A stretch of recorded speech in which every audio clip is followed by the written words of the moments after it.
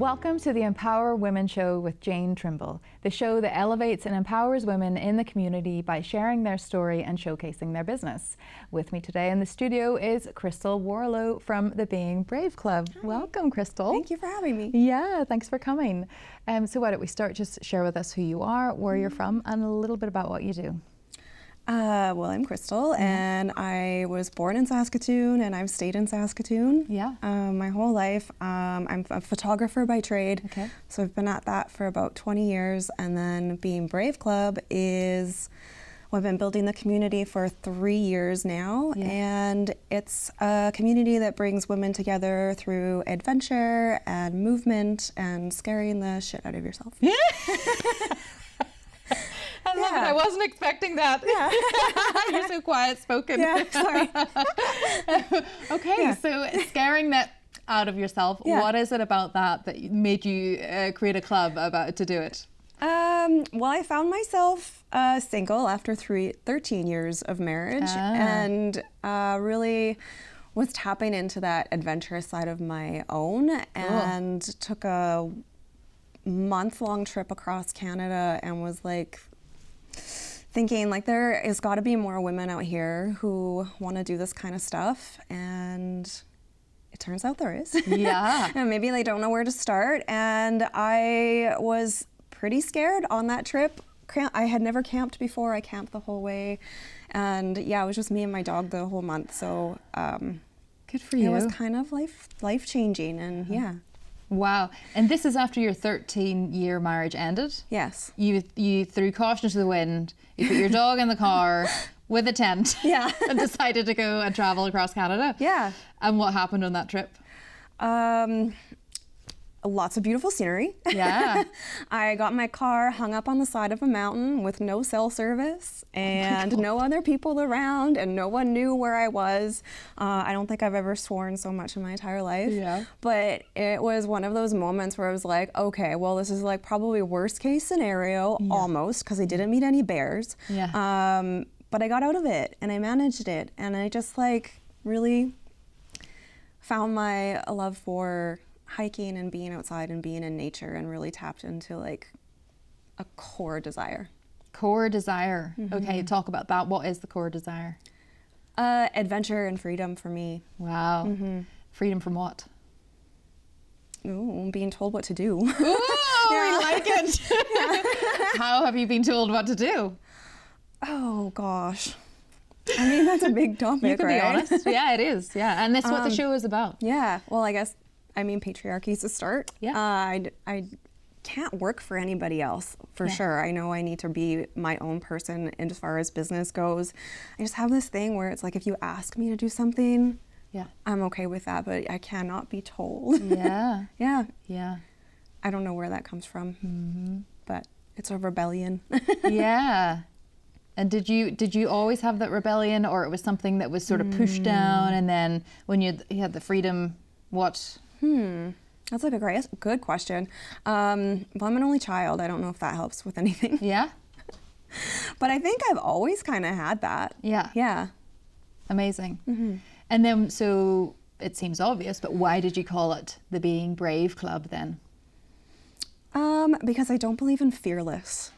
There's all of this talk about be fearless, and it's a jargon, because you don't do anything without fear, I don't think. It's like, it's brave. You feel the fear, acknowledge it, and then do the thing anyway. Oh, I love that. I've never had anyone explain it like that to me before. Fearless. And I've never heard anyone say that before either, that they don't believe in fearless. I hate that word. Interesting. So rather than fearless, it's brave. It dismisses your feelings, and it's nice to be able to acknowledge and go, okay, I'm scared of this, but I can do it. And that just makes you more confident. So this is a very generic question. Do you think there are a lot of women out there that are scared? Live their life in fear? Very afraid, I've definitely witnessed a lot of it. And a lot of it too is fear of judgment, that kind of thing. The biggest leap most women take with Being Brave Club is just showing up. It's not necessarily the thing that we're doing. Showing up for themselves. taking time out of their day to do something for themselves. Is there something to doing it in a group setting too? So it's a club, so it's a group of women, as opposed to you going out one-on-one with someone, you know, is there something about that collective of women together where we can do this together, you can do it with the right support?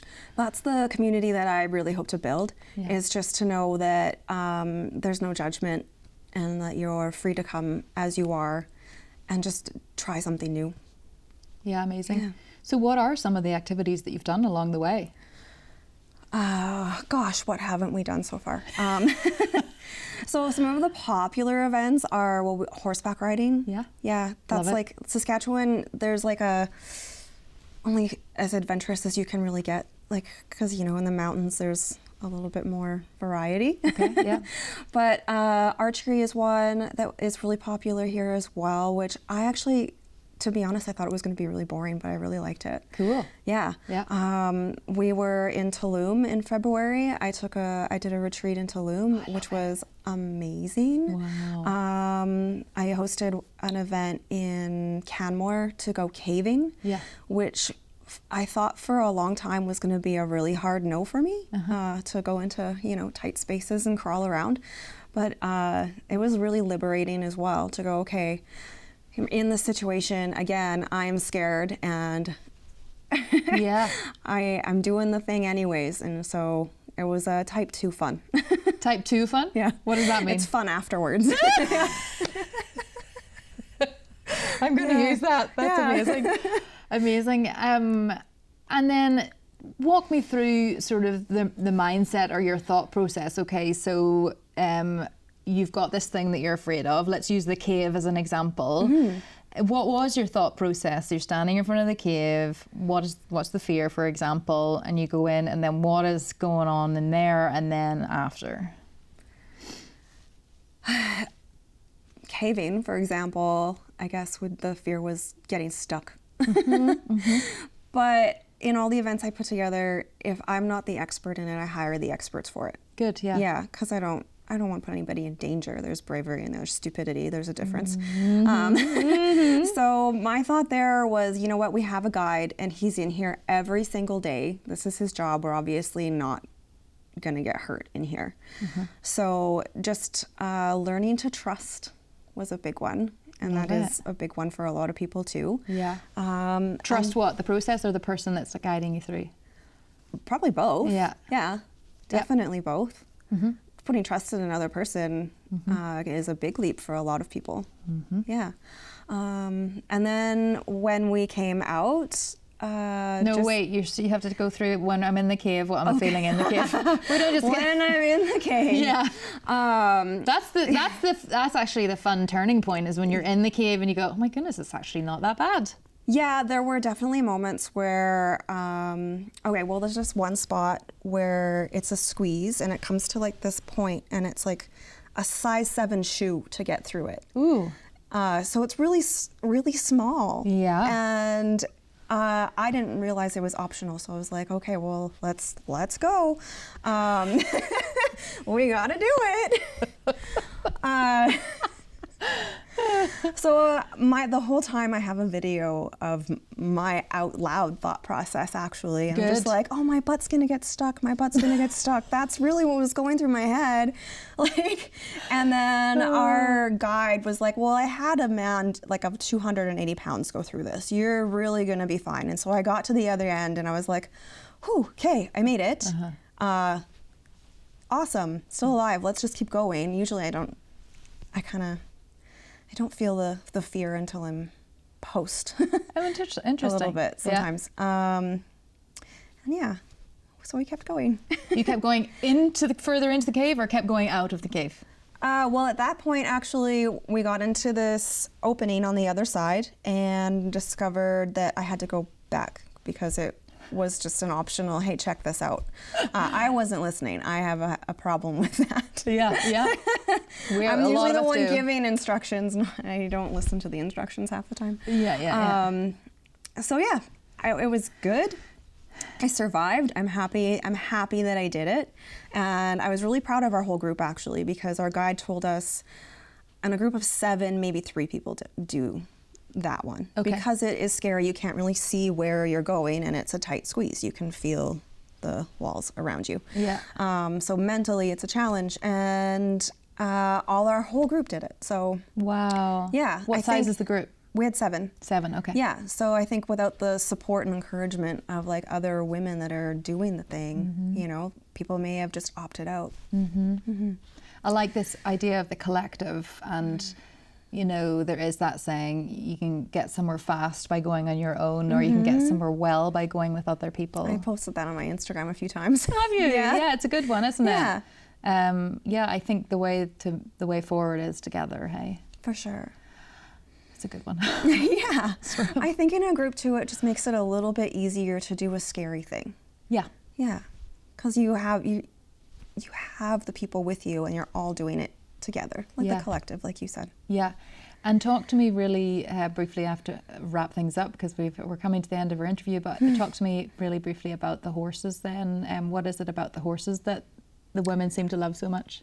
Horses are so peaceful. I mean, it's kind of quintessential Saskatchewan. Yeah, it is. That, and I didn't realize so many people had a fear of horses. Really? Yeah, I had no idea because I grew up around them, and it's just Yeah. like I have no fear when it comes to animals, really. Probably should have a little more of a healthy fear of that. But yeah, it's just like this trail ride that we go on with this ranch up north. They just take us through the woods, and it's just so calming. Yeah. Yeah. I love it. Yeah. I love horses as well. And if someone wanted to find out how they could be involved with the Being Brave, how do you become a member of the Being Brave Club? Well, you don't have to be a member to come out. Oh. So you can just come out to like any events that we have posted on our website, beingbraveclub.com. Yep. And then we do also have a membership option for people who, you know, really want to commit, and then they get extra perks. Amazing. Yeah. What are the extra perks? Discounts at lots of local realtor or Stores. stores. Yeah. Thank you. Yeah. Well, that's the word. And then like free hikes and free paddle boards, and just some of the events we put on, they just get to just come for free and that kind of thing. Amazing. And Yeah. before filming today, I read your bio, and it said the 52-week 52 challenge. weeks of Brave. Yeah. 52 weeks of Brave. What's that? So I built this online program that drops a challenge into your inbox every Monday, and then you just take on that challenge that week. So cool. Yeah. Are you allowed to tell us what this week's is? I have no idea what Don't this know. week's is because you can sign up at any time. Yeah. One of my favorite ones is a random act of kindness. And then also there's a little bit of neuroscience in there, like to sit up straight, you know, like your physiology first will help your confidence. So I love it. Very cool. Well, thank you so much for coming on the show today and Thank sharing you. with us about your journey and how that sort of powerfully informed what you're doing and what the values and principles of the Being Brave Club is and are. I hope it inspires many women to come out of the cave. thank you. And live, right? And live their best life. All right, until next time. Queens belong on thrones. Let's put them there.